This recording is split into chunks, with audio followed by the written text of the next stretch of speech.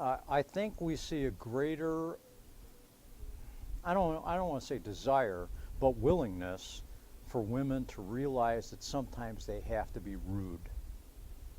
You know, ladies are raised to not be rude, but when you're dealing with a criminal, you have to be rude to them. And I think that more and more women are realizing that in some contexts that's okay, and I'm glad to see that.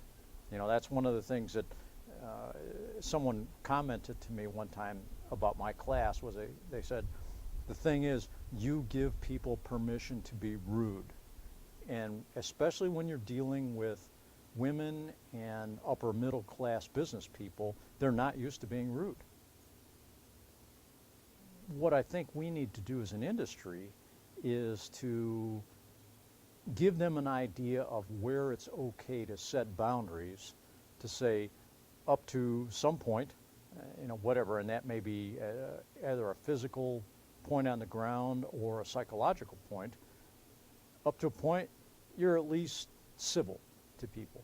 And once they get past that point, then you're not anymore. And I think more and more women are starting to realize that they don't have to be nice people all the time. And that's good. That's what they need to know.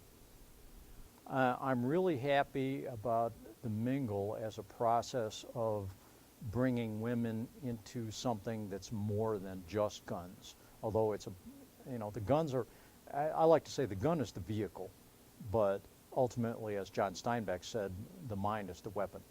And I'm glad to see that, especially the way Shelley and Brian structure their program, that there's various aspects of it brought in that are not deadly force. In fact, that was a conversation that I had with one of the ladies after my presentation about the idea that deadly force is just not always appropriate, and I'm glad to see that Brian and Shelley structure things so that, yeah, some level of force is appropriate, but deadly force is not in all cases.